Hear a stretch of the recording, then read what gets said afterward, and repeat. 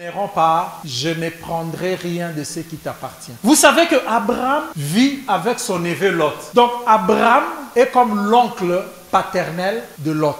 C'est son sang. Lorsque leur bien devient innombrable, on nous dit qu'Abraham devint riche. Il avait tellement de troupeaux et de biens et des personnes. L'histoire raconte qu'à ce moment-là, Abraham dit à Lot, choisis-toi une part. Là où tu iras, moi j'irai à l'opposé. La différence c'est quoi? Lot a regardé avec les yeux humains. C'est beau ces coins, c'est vert, plein de pâturages, j'ai des brebis, ça sera bon. Il s'est retrouvé où? Il s'est retrouvé notable à Sodome. Abraham, l'histoire d'Abraham se résume en c'est cette personne qui ne croit pas en lui-même, qui sait que je dois avoir toujours à chaque instant l'aide d'une autre personne. C'est ça la vie d'Abraham. À chaque instant, à chaque déplacement, Abraham sait qu'il doit toujours avoir besoin d'une autre personne. Dans toutes les régions où il a vécu, Abraham était un chef respecté. Vous pouvez voir, lorsque Sarah meurt, Abraham s'élève et il va demander un terrain.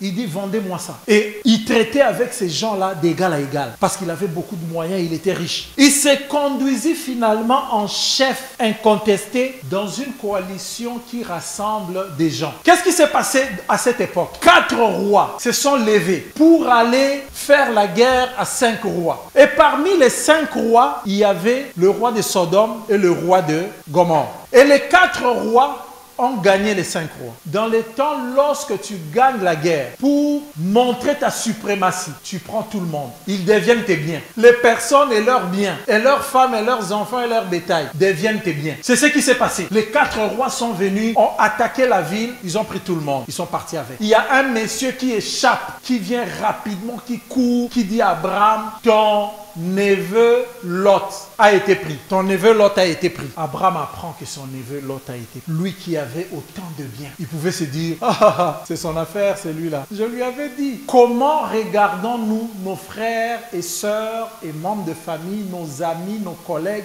Comment les regardons-nous aujourd'hui? Est-ce que nous les regardons comme Abraham a regardé l'enlèvement de Lot? Ou nous les regardons en disant, ils vont se débrouiller? Je leur avais dit. 5 points. 1, comme j'étais en train de dire, avons-nous encore une compassion pour nos frères? Voyez avec mon verset 14. Première partie. Dès qu'Abraham a appris que son frère avait été capturé, dès qu'il a appris, comment vivons-nous aujourd'hui lorsque nous apprenons que mon oncle ne connaît même pas le Seigneur, mon frère ne connaît pas même le Seigneur, mon cousin est captif? En réalité, c'est ça. Mon cousin est enlevé et captif, il est entre les mains du diable. Que faisons-nous? Abraham, il savait que Lot était là, il vivait où le mœurs n'était pas bonne et fut en plus capturé pour devenir esclave. Lot a été capturé et devenu esclave. Tous ceux qui ne vivent pas sous Christ, d'après la volonté du Christ, sont esclaves de l'autre côté. Ils sont libres de Christ parce qu'ils ne lui obéissent pas, mais ils sont esclaves de l'autre côté. C'est ce qui est arrivé à Lot.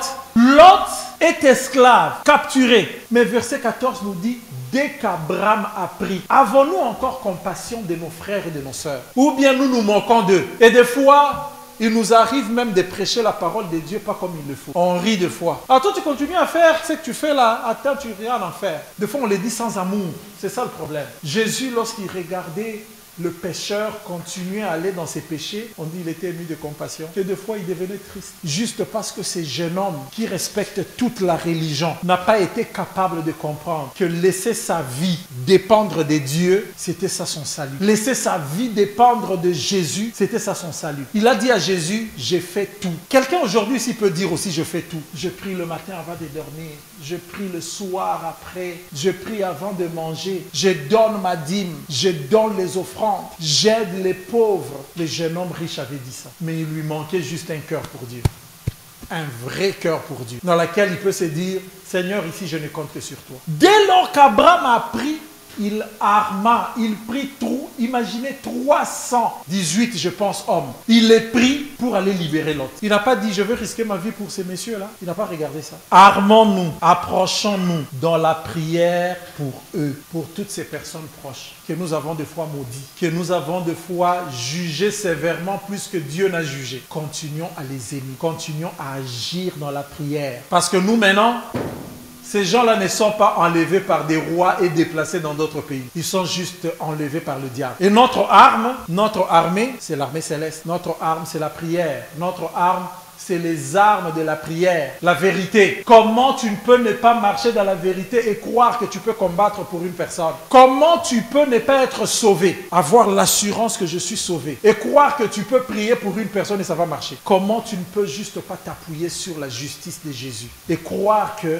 tu vas prier pour une personne et tu vas l'arracher dans les mains du diable? Non, la parole de Dieu nous dit qu'Abraham était justifié par sa foi. C'est ainsi qu'il pouvait l'assurer. Comme il ne dépendait que d'une personne, je vous ai dit, il a armé ces gens, ils sont partis. Et lorsqu'ils arrivent, il les libère. Ça, c'est la première leçon. Deuxième point, verset 18. Melchisedec, roi de Salem, fit apporter du pain et du vin. Il était prêtre du Dieu très haut. Deuxième point que je veux parler, c'est le pain et le vin. Le pain et le vin de celui qui bénit. Éphésiens 1:3 dit, nous sommes bénis de toutes les bénédictions spirituelles, toutes sortes dans les lieux célestes. Dieu nous a bénis. Abraham se retrouve devant Melchisedec alors qu'il vient de libérer toutes ces personnes-là. Melchisedec se présente devant Abraham avec rien d'autre que le pain et le vin. Il ne lui a pas présenté 1000 chameaux. Il ne lui a pas présenté toute la richesse de Salomon. Il ne lui a pas présenté des grandes maisons et des voitures. Il ne lui a pas présenté des salaires frôlant les 6 chiffres. Melchisedec a présenté à Abraham, en le bénissant, du pain et du vin. Le pain et le vin, dans 1 Corinthiens 11, Paul explique clairement ce que j'ai appris du Seigneur. C'est que le Seigneur, le dernier jour, il était avec ses apôtres. Il a pris du pain et du vin. Jésus, pour montrer réellement ce qu'il était, il n'a pas utilisé autre chose. Le pain et le vin. Je suis le pain de vie. Vous vous rappelez le jour où, il y a un jour, Jésus a commencé à parler. Et il parlait aux gens. Et un jour, Jésus commençait à parler aux gens. Il leur dit, si tu ne manges ma chair, si tu ne bois mon sang, tu ne peux être mon disciple. Ces jours-là, les gens ont regardé. Chacun a pris ses affaires. Il est parti. Ils ont dit, c'est quoi ça qu'on commence à nous dire? Ce monsieur est devenu cannibale? Manger ma chair, boire mon sang. Et pourtant, c'est Jésus qui l'a dit. Et ils ont dit, ces choses sont difficiles. Hein? Ça, ce n'est plus la parole de Dieu. C'est du cannibalisme. Vin et pain, aussi simple. Celui qui bénit n'a apporté que du vin et du pain. Dieu qui nous bénit, de toutes les bénédictions spirituelles, ne nous a apporté que Jésus. C'est ce que ça veut dire. Il ne nous a apporté que Jésus. Du vin et du pain, simplement. Melchisedec s'est présenté devant Abraham. Parce que lorsqu'Abraham a vaincu les autres, ne pensez pas qu'il n'a pris que ce que les autres ont pris. Parce qu'à l'époque, lorsque tu gagnes, tu prends tout des autres. Donc Abraham, en récupérant Lot, les femmes, les biens, il a pris des choses de ces gens-là. On appelle ça les butins de guerre. Abraham a ramené tous les butins. Mais lorsqu'il se présente, Melchisedec se présente devant lui. Pain, vin.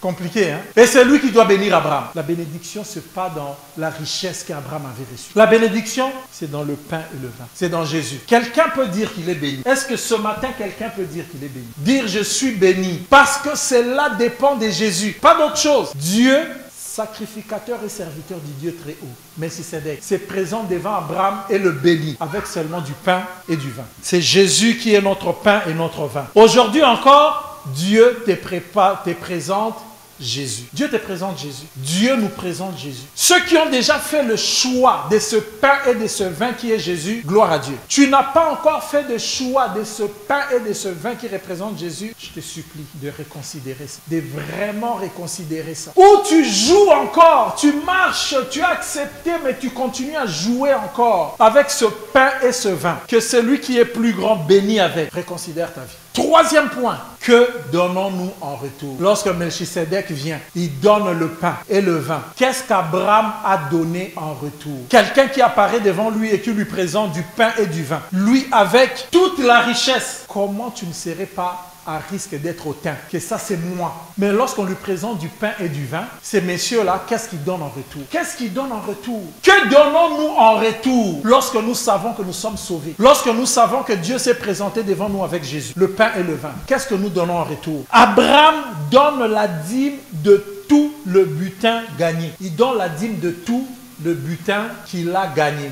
Ce chapitre 14 est particulier parce que c'est la première fois dans la Bible qu'on parle de l'hébreu, Abraham l'hébreu. C'est la première fois dans la Bible aussi où on parle d'un dixième. Ça commence au chapitre 14. Savez-vous que le 1/10 représente juste le minimum? Est-ce que quelqu'un sait que le 1/10 ne représente que le minimum? C'est le minimum pour lequel on va se dire, je ne donnerai pas moins que ça. À partir de là, donner devient une histoire d'amour. Donner devient une histoire des cœurs. C'est ce que nous apprend le Nouveau Testament. C'est ce que nous apprend ceux qui ont vécu avant nous, lorsque le Saint-Esprit est arrivé. Je connais un couple qui avait assez d'argent. Ce couple-là s'est dit, oh, nous avons un terrain. Nous avons un terrain à Ottawa, ou nous avons un terrain à Québec, ou nous avons un terrain avec une maison à Saint-Jérôme. Nous allons vendre notre terrain et nous allons venir donner l'argent pour l'œuvre de Dieu. Ce couple-là, son argent personnel. Et c'est eux-mêmes qui ont dit, imaginez un terrain qu'ils ont acheté avant la Covid à 100 000. Juste en post-Covid, le terrain se vend à 400. Et eux, ils avaient promis de donner le terrain avant la Covid. Et les clients s'est vu après la Covid. Lorsqu'ils vendent à 300, à 400, ils commencent à s'entendre, mari et femme. Ah, tu vois, nous avions dit 100 000. Non, vous n'aviez pas dit 100 000. Vous aviez dit le terrain. C'est ce qui est arrivé à Anania et Saphira. Vous aviez dit, nous donnerons le terrain. Lorsqu'ils vendent, le client prend ça après la Covid. Le terrain de 400, ils s'entendent. Bon, donnons quand même 200 seulement.